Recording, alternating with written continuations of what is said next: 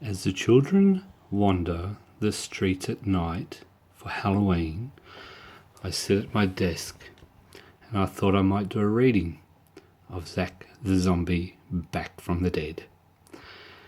Zac the Zombie came back from the dead, with flesh off his bones and blood on his head. He climbed from his grave all covered in dirt, with worms up his nose and pus on his shirt. One eye was hanging way down from its socket, so low was it hanging it sat in his pocket, along with the corpse of a very dead frog that Zac hoped to feed to his dead little dog. The dog was Zac's friend that got hit by a car. Its body was splattered all over the tar. They buried the dog in a faraway place. Zac wanted to see it, so he picked up his pace. The little frog's corpse fell out of his pants. Its eyes had been eaten by an army of ants. Its belly was gone, sucked dry by a gnat. Its legs were gone too, chewed off by a rat. There wasn't much left when push came to shove, so Zac threw it up to a bat far above. The frog hit the bat with a donk on the head, and it fell from the sky and then hit the ground dead. Now Zac was a flesh-eating zombie, that's right, so he chewed on the bat. 'Twas an interesting sight. Soon all that was left of the bat was its eye. He had eaten all else, 'twas no word of a lie. Zac left the graveyard in a battered old jeep, to where his dog lay in a festering heap.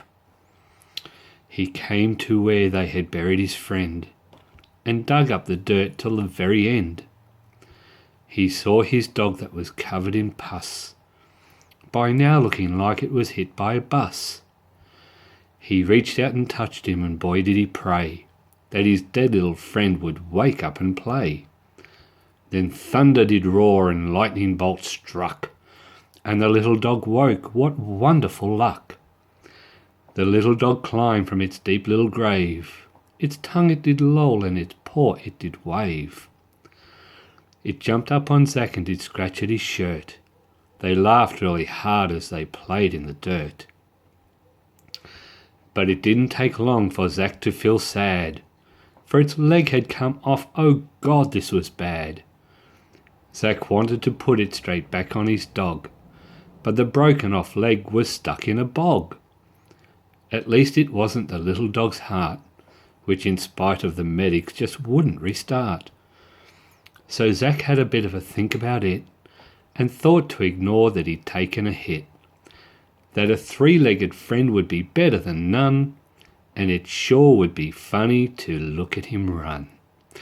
That is the end of Zac the Zombie Back from the Dead, and Zac the Zombie Back from the Dead is the first book in a series of 3, written and illustrated by me. They are available on Amazon.com, paperback and Kindle. What are you waiting for?